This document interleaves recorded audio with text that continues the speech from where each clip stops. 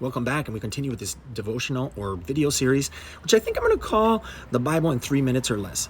Every day, I'm going to try to come up with a video covering one chapter of the Bible in 3 minutes or less. Today, we're going to cover Acts chapter 1. In Acts chapter 1, Jesus is talking to his disciples. You say, wait a minute, Jesus is in the book of Acts? That's right, Jesus is in the book of Acts. And Luke says that Jesus had chosen his disciples, and his disciples knew him. And not only that, his disciples had seen him for about 40 days after his resurrection. And he was telling them to wait for the Holy Spirit. But the disciples at the Mount of Olives, where they had gathered, were still thinking that Jesus was going to establish an earthly kingdom. And because they said these things, it caused Jesus to say something that he had said many times before. It's not your job to know when these things are going to come to pass.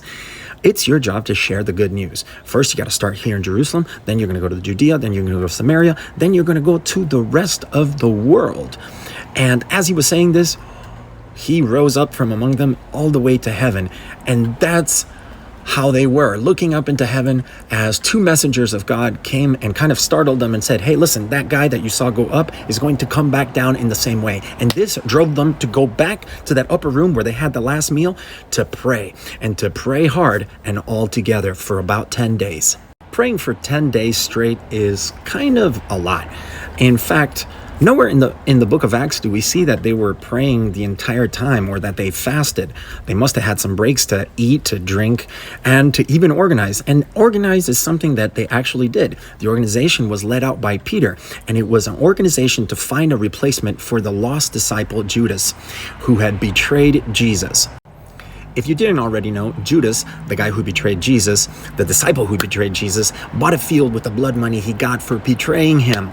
And in that field was a tree, and he hung himself on there, at least tried to hang himself, at least it implies here in this chapter.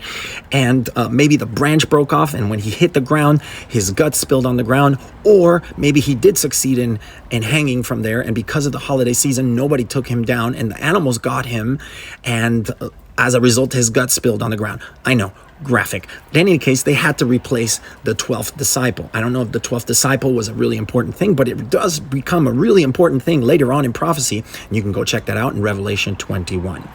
Most likely, the number 12 had to do with the fact that they always worked in pairs.